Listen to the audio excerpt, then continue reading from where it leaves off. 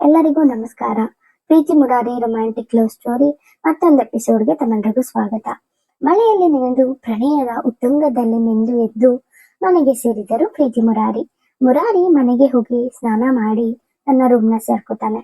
ಮುರಾರಿಗೆ ಇದು ಹೊಸ ಅನುಭವ. ಅವನು ಸಿಟಿಯಲ್ಲಿ ಕಲಿತರೂ ಕೂಡ ಒಂದು ಹುಡುಗಿಯನ್ನು ಕೂಡ ನೋಡಿದವನಲ್ಲ. ಅವನಿಗೆ ಸಿಟಿ ಹುಡುಗಿಯರ ತಳುಕು ಬೆಳಕು ಇಷ್ಟವಾಗಲಿಲ್ಲ. ಹಾಗೆ ಸಿಟಿಯ ಜೀವನವೂ ಕೂಡ ಇಷ್ಟವಾಗದೆ ತಾನು ಹುಟ್ಟಿ ಬೆಳೆದ ಊರಿನಲ್ಲೇ ತನ್ನ ಜೀವನವನ್ನು ಕಟ್ಟಿಕೋಬೇಕಂತ ತನ್ನ ಹಳ್ಳಿಯನ್ನು ಸೇರಿ ವ್ಯವಸಾಯ ಮಾಡುತ್ತಿದ್ದ. ಅವನ ವಿದ್ಯೆಯನ್ನು ಕೃಷಿಯಲ್ಲಿ ಬೆಳೆಸಿ ಒಳ್ಳೆ ಫಸಲನ್ನು ಕೂಡ ತೆಗೆಯುತ್ತಿದ್ದ. ಮನೆಯಲ್ಲಿ ಪ್ರೀತಿ ಮತ್ತು ಅವನ ಮದುವೆ ವಿಚಾರ ಬಂದಾಗಿನಿಂದ ಅವನಿಗೆ ಯಾವ ಸ್ಪೆಷಲ್ ಫೀಲ್ ಕೂಡ ಆಗಿರ್ಲಿಲ್ಲ. ಪ್ರೀತಿ ಕೂಡ ಒಳ್ಳೆ ಹುಡುಗಿ, ನಮ್ಮ ಮನೆಗೆ ಹೊಂದ್ಕೊಂಡು ಹೋಗ್ತಾಳೆ ಅಂತ ಭಾವಿಸಿ ಮದುವೆಗೆ ಒಪ್ಪಿಗೆ ಸೂಚಿಸಿದ. ಇಂದು ಅವನಿಗೆ ನನ್ನ ನಿರ್ಧಾರ ತಪ್ಪಲ್ಲ ಅನ್ನೋ ಭಾವನೆ ಅವನಲ್ಲಿತ್ತು. ಅವನು ಹಾಸಿಗೆ ಮೇಲೆ ಮಲಗಿಕೊಂಡು ಇವತ್ತು ನಡೆದ ಘಟನೆ ಬಗ್ಗೆ ಯೋಚಿಸುತ್ತಿದ್ದ. ಅವನಿಗೆ ಪ್ರೀತಿ ಬಗ್ಗೆ ಚಿಂತೆ ಆಯ್ತು. ಏನೋ ಆತರ ನಡೆದೋಯ್ತು. ಆ ಸಿಚುವೇಶನ್ ಅಲ್ಲಿ ನಾನು ಕಂಟ್ರೋಲ್ ಅಲ್ಲಿ ಇರ್ಲಿಲ್ಲ. ನಡೆದೋಯ್ತು ಪಾಪ. ಪ್ರೀತಿಗೆ ಒಪ್ಪಿಗೆನೂ ಕೇಳಲಿಲ್ವಲ್ಲ ಅಂತ ಪೇಚಾಡ್ಕೊಂಡ. ಮೊದಲು ಪ್ರೀತಿ ಹತ್ರ ಸಾರಿ ಕೇಳ್ಬೇಕು ಅಂದ್ಕೊಂಡ. ಇವತ್ತು ಅವನ ಮುಖದಲ್ಲಿ ಏನೋ ಹೊಳಪು, ಖುಷಿ. ಅವನ ದೇಹಕ್ಕೆ ಏನೋ ಬೇಕು ಅನ್ನೋ ಬಯಕೆ. ಎಷ್ಟು ಒದ್ದಾಡಿದರೂ ನಿದ್ದೆ ಅವನ ಬಳಿ ಸುಳಿಯಲಿಲ್ಲ. ತನ್ನ ದಿಂಬನ್ನು ಬಿಗಿಯಾಗಿ ತಪ್ಪಿ ತನ್ನ ಮೊದಲ ರಾತ್ರಿಯ ಕನಸನ್ನು ಕಾಣುತ್ತಾ ನಿದ್ರೆಗೆ ಜಾರಿದ್ದು ಗೊತ್ತಾಗಲಿಲ್ಲ. ಈ ಕಡೆ ಪ್ರೀತಿಗೂ ಅದೇ ಚಡಪಡಿಕೆ. ಅವಳಿಗೆ ನಾಳೆಯಿಂದ ಹೇಗೆ ಮುರಾರಿ ಮಾಮಗೆ ಮುಖ ತೋರಿಸಲಿ ಅಂತ ಚಿಂತೆ ಶುರುವಾಗಿತ್ತು. ಅವಳು ನಾಚಿಕೆಯಿಂದ ನಾನು ಮಾವನ ಮುಂದೆ ಹೋಗೋದಿಲ್ಲಪ್ಪ ಅಂತ ನಿರ್ಧಾರ ಮಾಡಿ ಆ ದಿನ ನಡೆದ ತಮ್ಮಿಬ್ಬರ ಪ್ರಣಯ ಪ್ರಸಂಗ ನೆನೆಸ್ಕೊಂಡು ನಿದ್ರೆ ಮಾಡಿದ್ಲು. ಬೆಳಿಗ್ಗೆ ಸೀತಮ್ಮ ಬಂದು ಎಬ್ಬಿಸಿದಾಗಲೇ ಅವಳಿಗೆ ಎಚ್ಚರವಾಗಿದ್ದು. ಸೀತಮ್ಮ ಮಗಳನ್ನು ಎಬ್ಬಿಸಿ ಕುಡಿಯಲು ಕಾಫಿ ಕೊಟ್ಟು ಮಗಳಿಗೆ ಹೇಳಿದಳು, ತಿಂಡಿ ರೆಡಿಯಾಗಿದೆ. ನಿಮ್ಮ ಅತ್ತೆ ಮನೆಯಲ್ಲಿ ಇನ್ನ ತಿಂಡಿ ರೆಡಿಯಾಗಿಲ್ವಂತೆ. ನಿಮ್ಮ ಮಾವ ಪೇಟೆಗೆ ಹೋಗುತ್ತಾರಂತೆ. ಹೋಗಿ ತಿಂಡಿ ಕೊಟ್ಟು ಬರ್ಬೇಕು. ಕಾಫಿ ಕುಡ್ದು ಬೇಗ ಬಾ ಅಂತ ಹೇಳಿ ಹೊರಡ್ತಾರೆ. ಅವಳಿಗೆ ಮಾವ ಮನೆಗೆ ಹೋಗ್ಬೇಕಾ ಅಂತ ಚಿಂತೆ ಆಗುತ್ತೆ. ಹೇಗೂ ಮಾಮ ಹೊಲ್ದತ್ರ ಹೋಗಿರ್ತಾರೆ, ಬೇಗ ಹೋಗಿ ಬಂದ್ಬಿಡ್ಬೇಕಂತ ಸೀತಮ್ಮನ ಹತ್ರ ತಿಂಡಿ ತಗೊಂಡು ಬೇಗ ಹೊರಡ್ತಾಳೆ. ತಿಂಡಿ ತಗೊಂಡು ಅವ್ರ ಅತ್ತೆ ಮನೆಗೆ ಹೋಗಿ ಅತ್ತೆ ಅಂತ ಬಾಗಿಲಿಂದಲೇ ಕರೀತಾ ಮನೆ ಒಳಗೆ ಹೋಗ್ತಾಳೆ. ಅವ್ರ ಅತ್ತೆ ಪ್ರೀತಿಯಿಂದ ಬಾರೆ ಪ್ರೀತಿ ಅಂತ ಅಡಿಗೆ ಮನೆಯಿಂದಲೇ ಕರೀತಾರೆ. ಪ್ರೀತಿ ವನಜಮ್ಮ ಅವರ ಜೊತೆ ಹುಟ್ಟಿದಾಗಿನಿಂದಲೂ ಒಳ್ಳೆಯ ಬಾಂಧವ್ಯ ಸಲಹೆ ಇರುತ್ತದೆ. ಅವರಿಬ್ರು ಅಮ್ಮ ಮಗಳ ತರನೇ ಇರ್ತಾರೆ. ಪ್ರೀತಿನ ಮುರಾರಿಗೆ ತಂದ್ಕೋಬೇಕಂತ ತುಂಬಾ ದಿನದಿಂದಲೂ ಮನಸ್ಸಿನಲ್ಲಿದ್ರು ಕೂಡ ಅವನ ತಮ್ಮನ ಬಾಯಲ್ಲಿ ಮದುವೆ ವಿಚಾರ ಕೇಳಿ ಖುಷಿಯಿಂದಲೇ ಮೊದಲ ಒಪ್ಪಿಗೆ ಸೂಚಿಸಿದ್ದರು. ಪ್ರೀತಿ ಅಡುಗೆ ಮನೆಗೆ ಬಂದು ತಾನು ತಂದ ತಿಂಡಿಯನ್ನ ಅತ್ತೆಗೆ ಕೊಟ್ಟು ಬರುತ್ತೀನಿ ಅಂತ ಹೇಳಿ ಹೋಗ್ಬೇಕು. ಅಷ್ಟರಲ್ಲಿ ಮಂಜಮ್ಮ, ಪ್ರೀತಿ ತಿಂಡಿ ಹಾಕಿ ನಿಮ್ಮ ಮಾವನಿಗೆ ಕೊಡಮ್ಮ, ನನಗ್ ಸ್ವಲ್ಪ ಕೆಲಸ ಇದೆ ಅಂತ ತನ್ನ ಅಡುಗೆ ಕೆಲಸದಲ್ಲಿ ಮುಳುಗ್ತಾರೆ. ಪ್ರೀತಿ ಬೇಗ ತಟ್ಟೆಗೆ ತಿಂಡಿ ಹಾಕಿ ತನ್ನ ಮಾವನಿಗೆ ಕೊಟ್ಟು ಬರುತ್ತಾಳೆ. ಅವಳು ಅಡುಗೆ ಮನೆಗೆ ಬರೋ ಅಷ್ಟರಲ್ಲಿ ಅವರತ್ತೆ ಕಾಫಿ ರೆಡಿ ಮಾಡಿ ಅವಳ ಕೈಗೆ ಕೊಟ್ಟು, ಹೋಗಿ ಮುರಾರಿಗೆ ಕೊಡಮ್ಮ, ನಾನು ಇವತ್ತು ಲೇಟಾಗಿ ಎದ್ದೆ, ಏನು ಕೆಲ್ಸಗಳಾಗಿಲ್ಲ, ತಿಂಡಿಗೆ ಲೇಟ್ ಆಗತ್ತೆ ಅಂತ ಹೇಳಿ ಅವರ ಕೆಲಸದಲ್ಲಿ ಮುಳುಗ್ತಾರೆ. ಅವಳಿಗೆ ಮುರಾರಿ ಹೆಸರು ಕೇಳಿ ಅವಳ ಗಂಟಲು ಒಣಗತ್ತು. ಬೇರೆ ವಿಧಿ ಇಲ್ಲದೆ ಕಾಫಿನ ತಗೊಂಡು ಹೊರಟ್ರು. ಅವಳಿಗೆ ತಳಮಳ ಆಗ್ತಿತ್ತು. ನಿಧಾನಕ್ಕೆ ಹೋಗ್ತಿದ್ಲು. ಮುರಾರಿ ಇನ್ನ ಬೆಡ್ ಮೇಲೆ ಮಲಗಿದ್ದ. ರಾತ್ರಿ ಎಲ್ಲ ಸರಿಯಾಗಿ ನಿದ್ದೆ ಮಾಡಿರದ ಕಾರಣ ಅವನು ಇನ್ನ ನಿದ್ದೆ ಮಾಡ್ತಿದ್ದ. ಪ್ರೀತಿ ನಿಧಾನಕ್ಕೆ ರೂಮಿನ ಬಾಗಲನ್ನು ತೆಗೆದು ಒಳಗೆ ಬಂದಳು. ಮುರಾರಿ ರಾತ್ರಿ ನಿದ್ದೆ ಮಾಡುವಾಗ ಬನಿಯನ್ನಾಕಿ ಮಲಗುವ ಅಭ್ಯಾಸ. ಅವತ್ತು ಕೂಡ ಹಾಗೆ ಮಲಗಿದ್ದ. ಪ್ರೀತಿಗೆ ಅವನನ್ನು ನೋಡಿ ಅವನ ಮೈ ಅರ್ಧ ಕಾಣಿಸ್ತಿತ್ತು. ಅವನು ತುಂಬಾ ಪ್ರಶಾಂತವಾಗಿ ಮಲಗಿದ್ದ. ಅವಳಿಗೆ ಅವನನ್ನು ನೋಡಿ ನೆನ್ನೆಯ ನಡೆದ ಘಟನೆ ನೆನಪಾಗಿ ತುಂಬಾ ನಾಚಿಕೆ ಆಯಿತು. ಅವನನ್ನು ನೋಡುತ್ತಾ ಹಾಗೆ ನಿಂತಿದ್ದಳು. ಅವಳಿಗೆ ಅವನು ನನ್ನವನು ಅನ್ನೋ ಭಾವನೆ ಮೂಡಿತು. ಅವಳು ಅಲ್ಲೇ ಟೇಬಲ್ ಮೇಲೆ ಕಾಫಿ ಇಟ್ಟು ಅವನ ಹೇಗೆ ಎಬ್ಬಿಸೋದು ಅಂತ ತಿಳಿಯದೆ ಹೊರಗೆ ಹೋಗಲು ತಿರುಗಿದಳು. ಅವಳಿಗೆ ಪ್ರೀತಿ ಅಂತ ಕರೆದ ಹಾಗೆ ಆಯ್ತು. ತಿರುಗಿದಳು. ಮುರಾರಿ ಕನಸಿನಲ್ಲಿ ಕನ್ವರ್ಸ್ತಿದ್ದ. ಬಾ ಚಿನ್ನ, ಇನ್ನ ಹತ್ತಿರ ಬಾ ಅಂತ. ಹಾಗೆ ಮುರಾರಿ ಮಂಚದ ಬಳಿ ಬಂದಳು. ಅವನು ಇನ್ನ ಏನೇನೋ ಕನ್ವರ್ಸ್ತಿದ್ದ. ಅವಳಿಗೆ ಏನು ಕೇಳಿಸ್ತಿರ್ಲಿಲ್ಲ ಅಂತ ಅವನ ಮುಖದ ಬಳಿ ಬಂದು ಕೇಳಿಸ್ಕೊಳಕ್ಕೆ ಟ್ರೈ ಮಾಡ್ತಿದ್ಲು. ಅಷ್ಟರಲ್ಲಿ ಮುರಾರಿ ಅವಳ ಕೈ ಹಿಡಿದು ಅವನ ಪಕ್ಕಕ್ಕೆ ಎಳೆದು ತಪ್ಪಿಕೊಂಡು ಮಲಗಿದ್ದ. ಅವನ ಬಿಗಿಯತಕ್ಕೆ ಅವಳಿಗೆ ಉಸಿರು ಕಟ್ಟಿಸೋ ಹಾಗೆ ಆಯಿತು. ಅವಳಿಗೆ ಏನೋ ಮಾಡಲು ಹೋಗಿ ಏನೋ ಮಾಡಿದನಲ್ಲ ಅಂತ ಪೇಚಾಡಿ ತಲೆ ಕೆಚ್ಚಿಕೊಂಡಳು.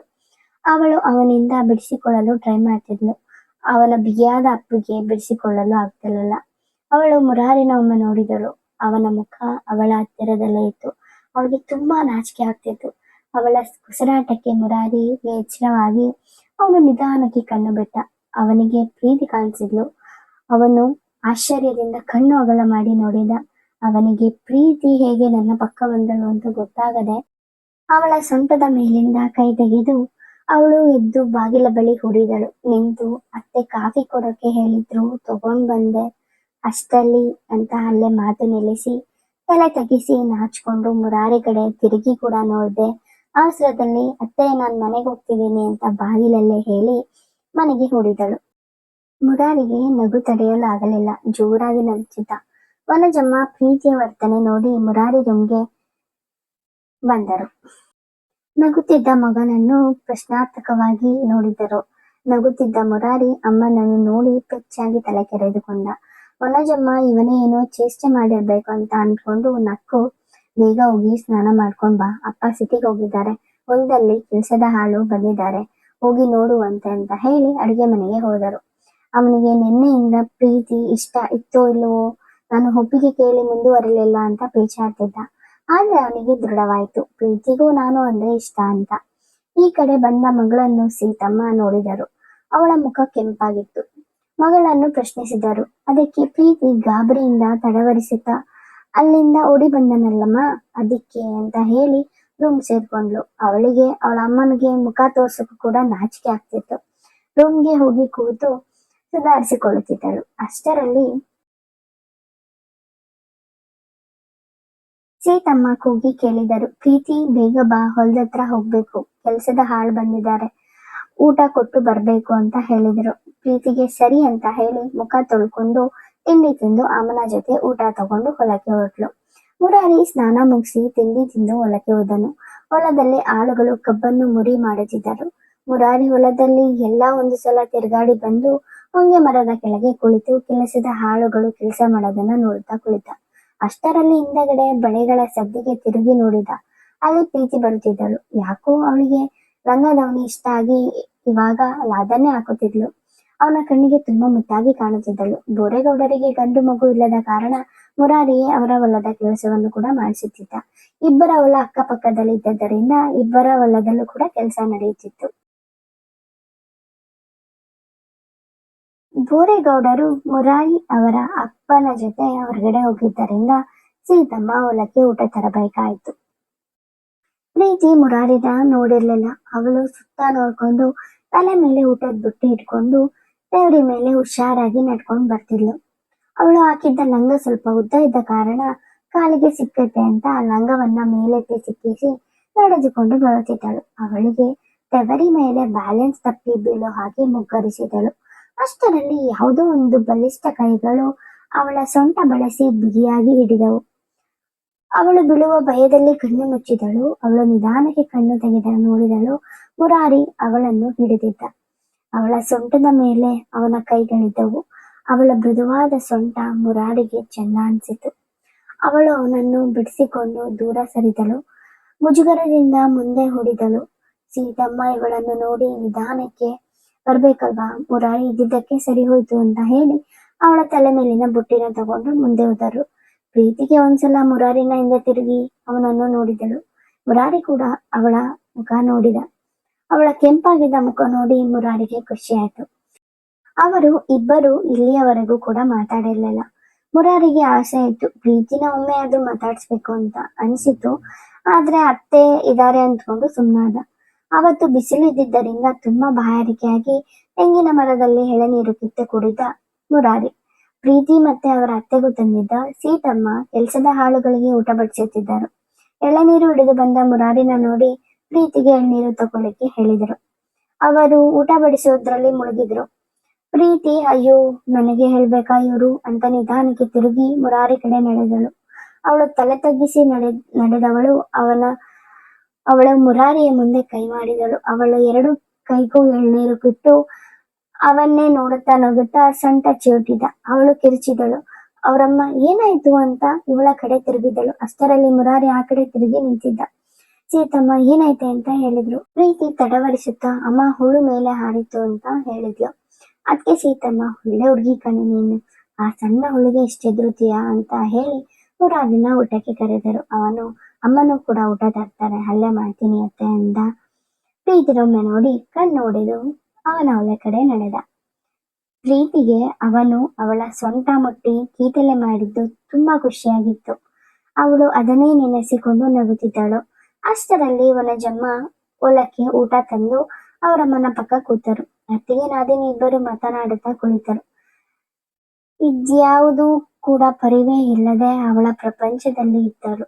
ಅವಳ ಪಾಡಿಗೆ ಅವಳು ನಗುತ್ತಿದ್ದಳು. ವನಜಮ್ಮ ಪ್ರೀತಿನ ನೋಡಿ ನಗುತ್ತಾ, ಮೊದ್ಲು ಊಟ ಮಾಡು, ಆಮೇಲೆ ಕನಸು ಕಾಣುವಂತೆ ಅಂತ ಜೋರಾಗಿ ಕೂಗಿ ಹೇಳಿದರು. ಪ್ರೀತಿ ಅವರ ದನಿಗೆ ಬೆಚ್ಚಿದಳು. ಅತ್ತೆ, ಯಾವಾಗ ಬಂದಿರಿ ಅಂತ ಕೇಳಿದಳು. ನೀನು ಕನಸಿನಲ್ಲಿ ನಗುವಾಗಲೇ ಬಂದೆ, ಬಾ ಮೊದಲು ಊಟ ಮಾಡು ಅಂತ ಕರೆದರು.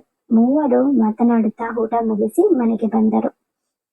ಮುರಾರಿಯಪ್ಪ, ನಾಗರಾಜ ಹಾಗೆ ಬೋರೇಗೌಡ ಇಬ್ಬರು ತಮ್ಮ ಹೊಲಗಳಿಗೆ ಬೀಜ ಹಾಗೂ ಕೀಟನಾಶಕಗಳನ್ನು ಖರೀದಿಸಿದರು. ಬೋರೇಗೌಡರು ಮಾತು ಶುರು ಮಾಡಿದರು. ಬಾವ, ಹೀಗೂ ಆಷಾಢ ಮುಗೀತು, ಇವಾಗ ಹೀಗೂ ಒಳ್ಳೆ ದಿನಗಳು ಇದಾವೆ. ಪ್ರೀತಿ ಮುರಾರಿ ಮದುವೆ ಮಾಡೋ ನಿರ್ಧಾರ ಮಾಡಿದ್ದು ಮೇಲೆ ಮುಂದೆ ಹಾಕ್ಬಾರ್ದು ಅಂತ ಮುಜುಗರೆಯಿಂದ ಹೇಳಿದರು. ಹೆಣ್ಣು ಎತ್ತರ ನಾವು ತಲೆ ತಗ್ಗಿಸಿ ನಡೀಬೇಕು ಅಂತ ಅವರ ಭಾವನೆ. ಅದಕ್ಕೆ ನಾಗರಾಜ್ ಅವರು, ಅದಕ್ಕೇನು, ಹೇಗೋ ಹೊರಗಡೆ ಬಂದಿದ್ದೀವಿ, ನಡಿ ನಿಶ್ಚಿತಾರ್ಥಕ್ಕೆ ದಿನಾಂಕ ಹಾಕ್ಸೋಣ ಬಾ ಅಂತ ಶಾಸ್ತ್ರಿಗಳ ಹತ್ರ ಕರ್ಕೊಂಡು ಹೋಗಿ ಇಬ್ಬರ ಜಾತಕನ ಕೊಟ್ಟು ಕೇಳ್ತಾರೆ. ಶಾಸ್ತ್ರಿಗಳು ಅವರ ಜಾತಕನ ನೋಡಿ, ಇಬ್ಬರ ಜಾತಕ ತುಂಬಾ ಚೆನ್ನಾಗಿದೆ, ಇಬ್ಬರು ಹಾಲು ಜೇನುಗಳ ತರ ಬೆರ್ತೋಗ್ತಾರೆ ಅಂತ ಹೇಳ್ತಾರೆ. ಇವರಿಬ್ಬರ ಮನಸ್ಸಿಗೆ ನಿರಾಳಾಗತ್ತೆ. ಶಾಸ್ತ್ರಿಗಳು ಒಂದೆರಡು ದಿನಾಂಕನ ಗುರ್ತು ಹಾಕೊಡ್ತಾರೆ. ಇಬ್ಬರು ಅಲ್ಲಿಂದ ಹೊರಟು ಊರಿಗೆ ಬರುತ್ತಾರೆ. ಮನೆಯಲ್ಲಿ ಅವರ ಹೆಂಡತಿಯರಿಗೆ ಹೇಳಿ ಒಂದು ದಿನಾಂಕ ನಿಶ್ಚಿತಾರ್ಥ ಇಟ್ಟುಕೊಳ್ಳೋಣ ಅಂತ ನಿರ್ಧಾರ ಮಾಡ್ತಾರೆ. ನಾಗರಾಜು ಅವರ ಮನೆಗೆ ಬಂದು ವನಜಮ್ಮನವರಿಗೆ ವಿಷಯ ತಿಳಿಸುತ್ತಾರೆ. ವನಜಮ್ಮನವರಿಗೆ ತುಂಬಾ ಖುಷಿ ಆಗುತ್ತದೆ. ಸಂಜೆ ರೆಡಿ ಆಗು, ಮುರಾರಿಗೂ ರೆಡಿ ಆಗೋ ಕೇಳು, ಹಾಗೆ ತಾಂಬೂಲ ರೆಡಿ ಮಾಡ್ಕೊ, ನಿಶ್ಚಿತಾರ್ಥ ದಿನ ನಿಶ್ಚಯ ಮಾಡ್ಕೊಂಡ್ ಬರೋಣ ಅಂತ ಹೇಳ್ತಾರೆ. ಮುಖ ತೊಳೆಯುತ್ತಿದ್ದ ಮುರಾರಿಗೆ ಅವರಪ್ಪನ ಮಾತು ಕೇಳಿ ಖುಷಿ ಆಗುತ್ತೆ. ಆ ಕಡೆ ಬೋರೇಗೌಡರು ಹೆಂಡತಿಗೆ ವಿಷಯ ತಿಳಿಸಿ ಎಲ್ಲವನ್ನು ರೆಡಿ ಮಾಡ್ಕೊಳಕ್ಕೆ ಹೇಳ್ತಾರೆ. ಇದಾಗಿತ್ತು ಇವತ್ತಿನ ಸಂಚಿಕೆ. ಅವರಿಬ್ರು ಮದುವೆ ಮಾಡ್ತಾರಾ, ಮುಂದೆ ಏನಾಗುತ್ತೆ ಅಂತ ತಿಳ್ಕೊಬೇಕಾದ್ರೆ ಇವಾಗ್ಲೇ ಚಾನೆಲ್ ಅನ್ನು ಸಬ್ಸ್ಕ್ರೈಬ್ ಮಾಡ್ಕೊಳ್ಳಿ. ಇವತ್ತಿನ ಎಪಿಸೋಡ್ ಅನ್ನ ಕೇಳಿದಕ್ಕೆ ತಮ್ಮೆಲ್ರಿಗೂ ಧನ್ಯವಾದಗಳು. ಮತ್ತೆ ಮುಂದಿನ ಎಪಿಸೋಡ್ ಅಲ್ಲಿ ಸಿಗ್ತೀನಿ. ಅಲ್ಲಿವರೆಗೂ ಥ್ಯಾಂಕ್ ಯು.